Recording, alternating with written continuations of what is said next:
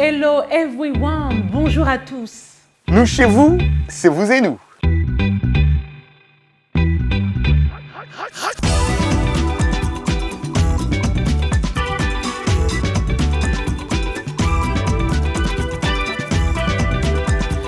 Ravi de vous retrouver dans ce nouveau numéro de Vous et Nous. Nous sommes encore en dehors des studios de la VOA pour respecter la distanciation sociale.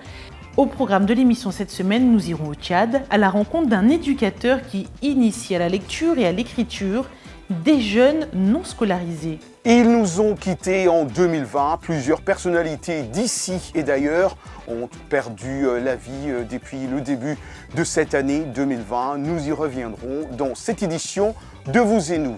Le documentaire de Antidote propose des histoires sur des actes de gentillesse dans les communautés à travers les États-Unis. La question #Vous et Nous de cette semaine, super intéressante comme d'habitude. Nous lirons vos réponses en première partie de l'émission. Nous apprendrons l'anglais avec Michel Joseph dans Anglais Express. Mais nous vous proposons de démarrer l'émission par une rétrospective de l'année 2020. N'est-ce pas, Roger ?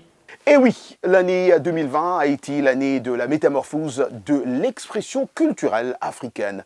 Même si l'Afrique a perdu de grandes légendes dans la musique, et d'ailleurs on en parlera en fin d'émission, elle a su trouver les voies et moyens de persévérer et faire renaître son histoire et même faire rayonner son patrimoine à l'échelle mondiale dans la musique, l'écriture et dans d'autres aspects de la culture. Dans cette revue, nous retraçons les moments clés du monde de la culture en Afrique. En Côte d'Ivoire, les chanteurs Yodé Siro en garde à vue pour outrage à magistrat. La justice reproche aux deux artistes connus pour être très critiques vis-à-vis du pouvoir d'avoir manqué de respect au procureur d'Abidjan durant un concert.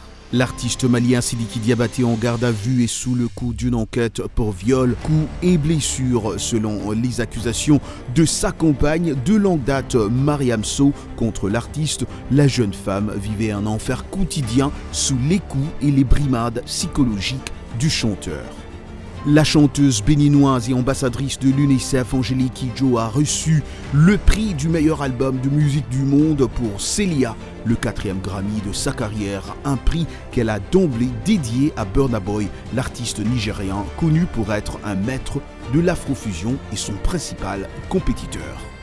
Le chanteur Akon a concrétisé enfin son projet grâce à la signature d'un contrat de 6 milliards de dollars dédié à sa construction, la création d'une ville touristique et écologique à 1 heure de Dakar au Sénégal. D'après la superstar, sa ville Akon City devrait bientôt se joindre à la liste de grandes villes comme Singapour ou Brasilia. Plusieurs incendies ont été déclenchés un certain vendredi 28 février en fin d'après-midi dans le 12e arrondissement de Paris en marge du concert de Fally Ipupa, star en République démocratique du Congo à l'Accor Hotel Arena. La gare de Lyon a été évacuée, les pompiers ont pu maîtriser le feu. La France officialise la restitution d'un sabre historique au Sénégal et de 26 objets nés au Bénin dans le cadre de sa décision de restituer des œuvres culturelles prises pendant la colonisation en Afrique. Ce transfert d'œuvres culturelles vers leur pays d'origine avait été initié par le président Emmanuel Macron dans son discours de Ouagadougou le 28 novembre 2017. Un bel hommage à l'identité noire, l'album visuel de Beyoncé, un vibrant hommage à l'identité noire et aux cultures africaines. Le film musical Black is King, conçu par Beyoncé pour Disney+, livre un message puissant. Le film n'a pas tardé à figurer dans les sujets les plus commentés sur Twitter. Sur les réseaux sociaux, la Congolaise Hanifa Mvwemba a captivé les internautes avec la présentation en 3D de la dernière collection de sa marque Hanifa. Sa particularité, un défilé sans mannequin ni podium, mais un mouvement du vêtement plus vrai que nature. La romancière subsaharienne Djali Amadou Amal remporte le prix Goncourt des lycéens avec Les Impatientes décerné par un jury national représentant 2000 lycéens. Et pour finir, sa chanson est devenue un phénomène mondial grâce à un défi TikTok. Ce défi est devenu viral après le confinement. On y voit des personnes danser sur la chanson Jérusalema de Master KG interprétée par la chanteuse Namsibo. Merci Roger pour ce rappel des faits marquants culturels surtout de cette année 2020. On va rester dans le domaine culturel avec The Antidote, un documentaire dont je vous disais en titre parle de la gentillesse, de l'empathie que peuvent rencontrer les communautés à travers les États-Unis. Pour plus de détails, voyez ce récit qui est signé Yacouba Ouedraogo. La gentillesse est le mot qui a inspiré les cinéastes primés aux Emmy Awards, Cahen Cooperman et John Hoffman, à faire The Antidote. Le documentaire se concentre sur la façon dont les communautés américaines à travers le pays se rassemblent en cas de besoin. Je suis le docteur Hocknell. De quoi avez-vous besoin? N'importe quoi? J'ai besoin de santé mentale. Le docteur James Hocknell, fondateur de Boston Healthcare for Homeless, descend dans la rue pour soigner les sans-abri. À Amarillo, au Texas, Rachel Lowry Hart, président de l'Amarillo College, aide les étudiants défavorisés à gérer leur vie personnelle, à s'épanouir sur le plan scolaire et à échapper à la pauvreté générationnelle. Au lycée Peter Johansen de Modesto, en Californie, Cherry McIntyre donne un cours sur la tolérance religieuse et la diversité de la foi en Amérique. Nous devons protéger les droits de la plus petite minorité, car ce faisant, nous protégeons nos propres droits. Nous devons nous défendre les uns les autres. Les histoires continuent. Nous avons posé 6 questions qui ont complètement éclairé notre processus créatif, à savoir comment élever nos enfants, comment enseigner nos enfants, comment prendre soin des malades et des mourants, comment vivons-nous et travaillons-nous ensemble, comment accueillons-nous l'étranger et comment dirigeons-nous. Hoffman dit que le film a été réalisé comme contrepoids aux divisions politiques et sociales croissantes en Amérique. Ces histoires sont toutes des exemples de travail pour corriger ces torts systématiques que nous appelons des méchancetés fondamentales. Il est fondamentalement désobligeant de ne pas avoir d'endroit sûr pour dormir, de ne pas avoir accès aux soins de santé. Le racisme est fondamentalement désobligeant, l'homophobie est fondamentalement désobligeant, le sexisme est fondamentalement désobligeant. Cooperman dit que bien que le film ait été réalisé juste avant que le pays ne soit pris au piège de la pandémie, il est pertinent aujourd'hui. Par exemple, comment les communautés d'Anchorage, en Alaska, accueillent les réfugiés africains ou comment les communautés âgées de Portland, dans l'Oregon, prennent soin des enfants placés chez des familles d'accueil. Les cinéastes espèrent que leur film inspirera les gens à se tendre la main et à nourrir la force du bien plutôt que d'attiser les flammes de la haine et de la division. Waouh! Les petits actes de bonté ou des gentillesses résonnent dans toutes nos vies. Chaque jour ici, nous réveillons, il y a des actes de bonté. Par exemple, laisser quelqu'un couper devant vous dans un embouteillage, c'est un acte de gentillesse. S'arrêter pour parler à un voisin âgé, même si vous êtes pressé. Prêter main forte à un collègue qui est en retard sur son projet, même si cela signifie que vous devrez rester plus tard au travail. C'est toujours un acte de gentillesse et ça ne fait pas de mal. C'est vraiment bien, il faut y penser. Et voilà, parlons enseignement à présent. L'enseignement est un métier noble, et j'en sais quelque chose, j'ai enseigné pendant 20 ans. Passionnant et exigeant. Il y a un plaisir et une vocation qui existe et qui dépasse largement la question du salaire. Le Tchadien Léonard est un éducateur de formation, mais sans emploi. Pour se rendre utile, il met son temps à apprendre les bases de la lecture et de l'écriture aux enfants des éleveurs nomades non scolarisés. Davantage avec Nesta Yangoto. Tout le matin, c'est le même rituel dans cette école, à ciel ouvert. Pas de banc, ni de table, mais un tableau de fortune. Des salles de classe pas comme les autres, dédiées aux enfants nomades, non scolarisés. Tout ceci est l'œuvre de Léonard. J'ai vu les enfants là jouer sous les arbres ici et j'ai été touché. J'ai été touché de voir que des enfants en si grand nombre ne puissent pas aller à l'école. Là, j'avais dit que je devais venir envers les parents pour essayer de discuter avec eux. Si seulement ils peuvent accepter que je vienne aider les enfants. Je suis venu, ils ont accepté et c'est comme ça qu'on a commencé. L'étudiant en Master 2 en sciences de l'éducation dispense ce cours préparatoire à une quarantaine d'élèves depuis plus d'une année.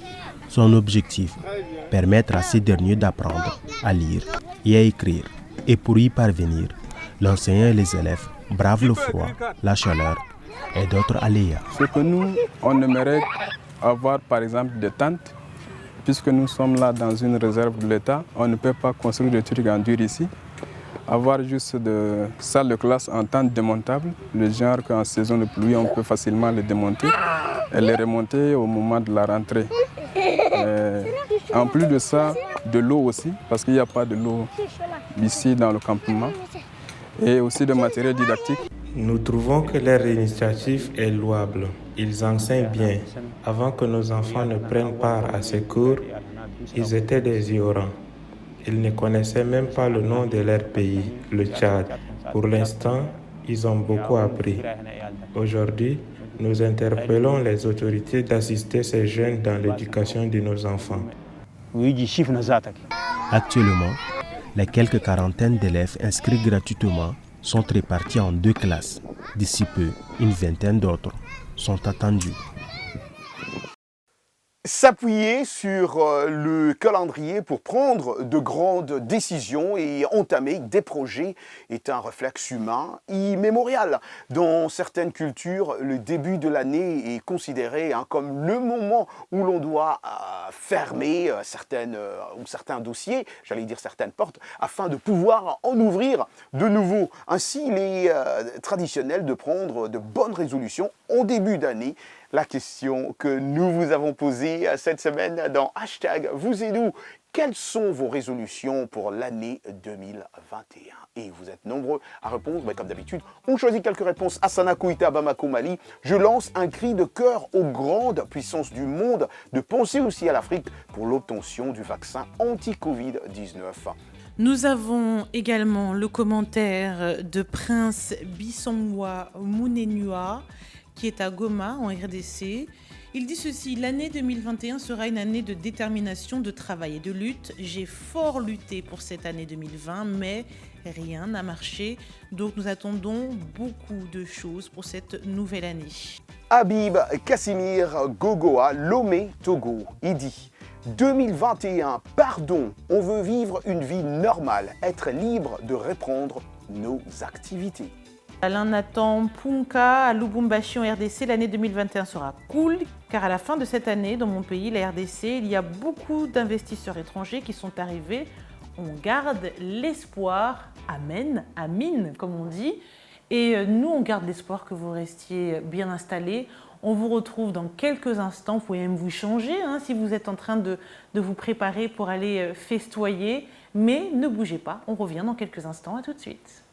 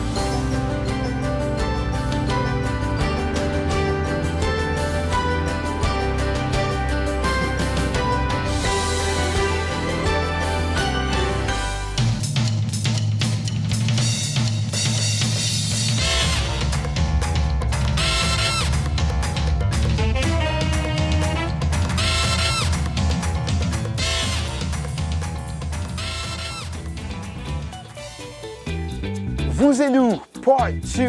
Comme d'habitude, il est temps d'apprendre l'anglais. Et l'anglais, vous le savez très bien, c'est avec Our Best Professor, Michel Joseph. C'est dans Anglais Express.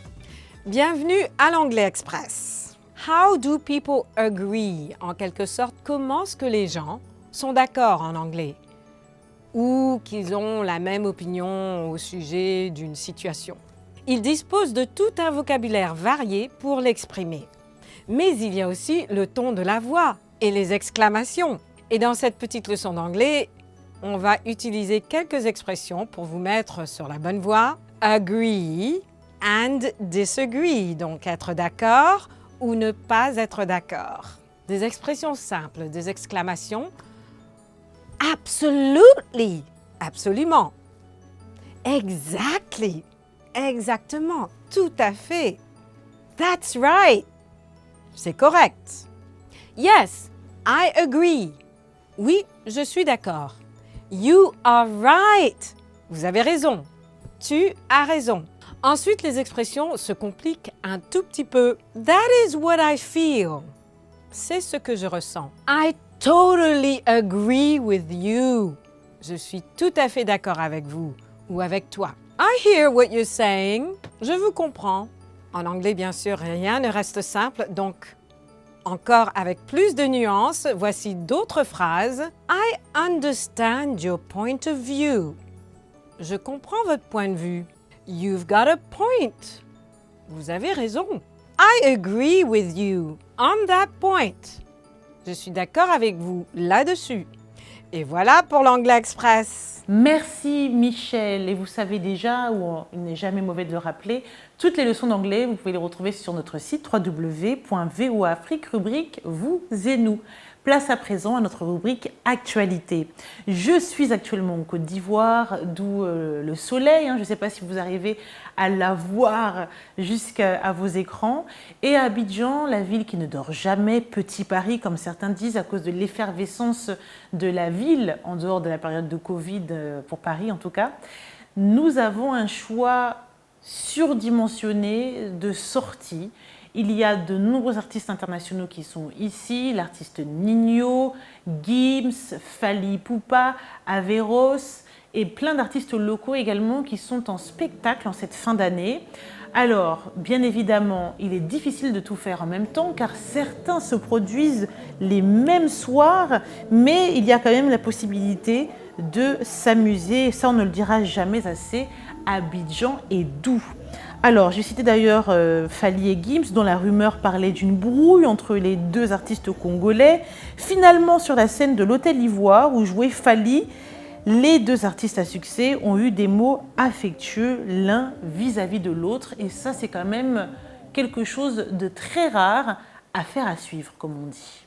Toujours dans l'actualité, le vaste ranch de Michael Jackson Neverland en Californie a été acquis par le milliardaire américain Ron Burkle à un prix d'environ 22 millions de dollars, soit nettement en deçà du prix initial de vente, a annoncé jeudi son porte-parole Burkle, qui avait également été conseiller d'affaires de Michael Jackson, l'aidant notamment à régler d'importantes dettes accumulées en raison de son style de vie dans les années précédant sa mort. Situé sur un terrain de 1100 hectares à 65 km de Santa Barbara, le ranch dispose d'une maison principale avec 6 chambres à coucher, 3 maisons d'hôtes, un lac avec une chute d'eau, des terrains de tennis, plusieurs grandes et abris pour des animaux. Il avait été perquisitionné par les enquêteurs en 2003 lorsque la star était accusée d'avoir abusé d'enfants qu'il avait accueillis chez lui. La police avait alors trouvé une importante collection d'images pornographiques et des photos d'enfants dénudés. Jackson a été acquitté en 2005. Certains nous ont fait rêver avec leurs films, d'autres nous ont fait danser et ont rempli nos cœurs de musique. D'autres ont influencé nos vies avec leurs écrits et leurs créations. Mariama Diallo, correspondante de VOA, revient sur l'histoire de ces personnes décédées en 2020. Récit Blanche Sano. Parmi les acteurs de cinéma décédés en 2020 figure Sean Connery, mort à 90 ans. La légende du cinéma écossais a atteint la célébrité internationale en jouant le premier James Bond. Chadwick Boseman, une autre superstar, est également décédé. Il avait 43 ans et était surtout connu pour son rôle phare dans Black Panther. La liste retient également Irfan Khan, le célèbre acteur de Bollywood et tête d'affiche des films exportés de l'Inde vers Hollywood. 2 fois lauréat d'un Oscar, Olivia de Havilland, la star du film Autant en emporte le vent, est décédée cette année à 104 ans. Elle était parmi les derniers survivants du film classique de 1939.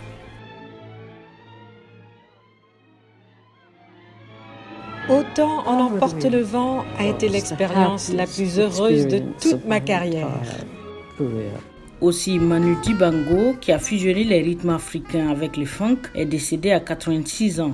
Le saxophoniste d'origine camerounaise était également connu pour sa personnalité effervescente. Le rire, symphonique, j'allais dire, de Manu Dibango symphonic laughter. He wouldn't say a sentence without bursting out laughing.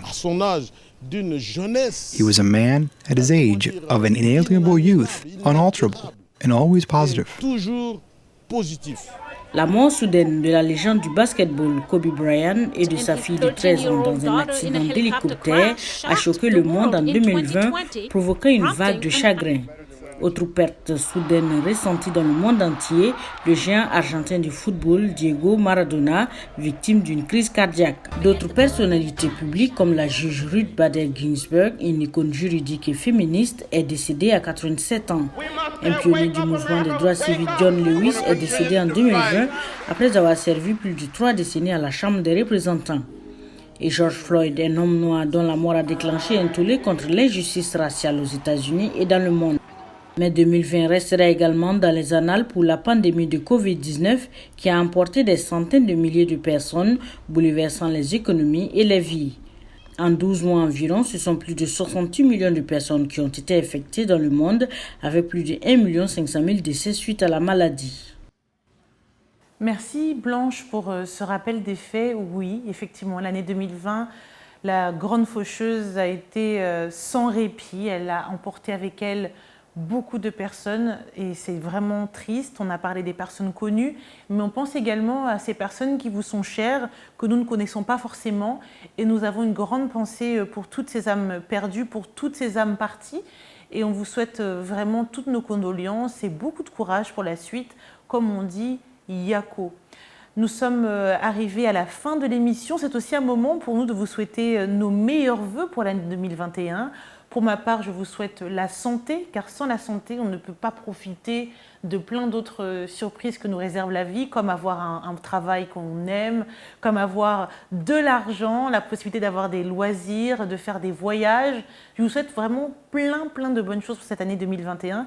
Tout ce que votre cœur désire, que le Tout-Puissant, que certains appellent Dieu, Allah, tous les noms que vous voulez lui donner, que cette divinité vous protège. Mes collègues aussi ont tenu à vous faire des vœux. Vous voyez tout de suite les vœux de nos collègues. Bonjour à tous, je m'appelle Salwa Jafari, je suis chargée de production des émissions TV de VOA Afrique. Je me trouve dans le hall principal de La Voix de l'Amérique ici à Washington et comme vous pouvez le constater, c'est pratiquement désert. Et oui, c'était ça 2020. En temps normal, ce couloir grouille de monde. Nous avons dû abandonner nos studios à cause de la pandémie de Covid-19, mais nous avons tout de même tenu à poursuivre la production de nos émissions, notamment vous et nous, chez nous à la maison, chez Roger Muntou, chez Ekia, chez Jean-Louis Mafema, chez Gaby Dorsil. Ce qui m'amène aux vœux de fin d'année, eh bien je souhaite que 2021 sera l'année où nous vaincrons ce maudit virus, que 2021 sera l'année du retour à la normale pour toute la planète, santé et prospérité à nos partenaires, à nos téléspectateurs en RDC, au Congo-Brazza, au Bénin, au Sénégal et j'en passe. Nous sommes ensemble, à l'année prochaine. Moi, c'est Gaby, chez Ruben Dorsil, rédacteur en chef de la section télé à VOA Afrique. Merci de votre fidélité durant l'année 2020, une année qui vraiment a été très éprouvante pour vous comme pour nous. Et nous sommes à l'orée de l'année 2021. Nous savons que nous aurons une bonne année, non parce que nous le méritons, non parce que nous pouvons faire quoi que ce soit pour que cela arrive, mais parce que c'est une promesse du Tout-Puissant. Nous avons confiance en Dieu. Nous vous souhaitons de passer une très bonne année, que Dieu vous accorde de la joie, du bonheur, de la prospérité, mais aussi et surtout une santé robuste. Happy New Year! Salut tout le monde, Azuma Compaoré. Juste un petit mot pour vous souhaiter une très bonne année 2021. Un seul mot d'ordre, restez positif et prenez des risques et confiance en vous. Salut, ici Monsieur Sportissimo Yacouba Ouedraogo. Merci de votre fidélité à VOA Afrique en général et à vous et nous en particulier. J'ai eu un réel plaisir à vous parler de sport durant 2020, malgré la crise sanitaire liée au nouveau coronavirus. Vivement que 2021 vous apporte beaucoup de bonheur. Protégez-vous bien, c'est important, et profitez des vôtres. On est ensemble pour 2021 avec de grands événements sportifs en vue. Bonjour à tous, juste un petit mot pour vous souhaiter une très bonne année en espérant que 2021 soit rempli de bonheur, joie et d'espoir. À très bientôt. Je m'appelle Jean-Louis Mafema, je participe à la conception de Vous et Nous et je monte aussi Vous et Nous. Je voudrais vous souhaiter les meilleurs vœux pour l'année nouvelle en espérant que l'année qui va commencer n'est pas aussi difficile que l'année qui vient de s'écouler. Alors, je voudrais présenter mes vœux les meilleurs à tous nos téléspectateurs et nos auditeurs qui nous ont suivis tout au long de l'année 2020.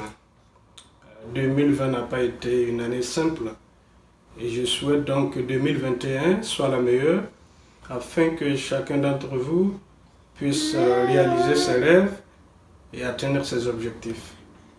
À tous et à toutes, je vous souhaite une belle et heureuse année 2021.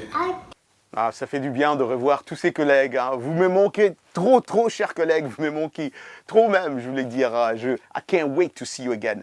En tout cas, à vous tous aussi, bonne année 2021, à tous mes collègues de VOA Africa.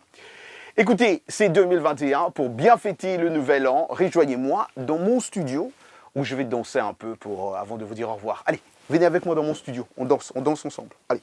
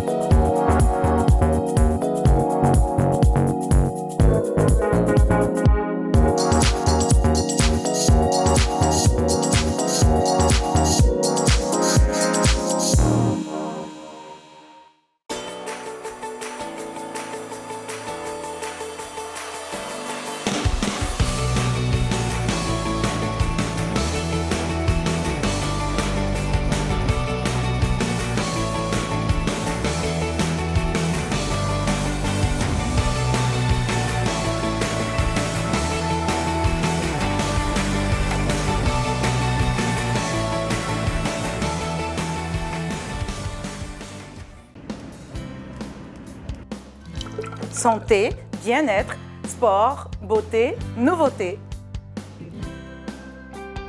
Carnet de santé est l'émission hebdomadaire qui vous veut du bien. Des chroniques, des reportages, des témoignages recueillis sur le continent et ailleurs. Chaque semaine, je vous donne rendez-vous pour une consultation avec nos experts. Carnet de santé vous donne la parole pour leur poser vos questions et recueillir leurs conseils. De Washington, Linor Moudou vous propose Carnet de santé, votre nouvelle émission de santé de la Voix de l'Amérique.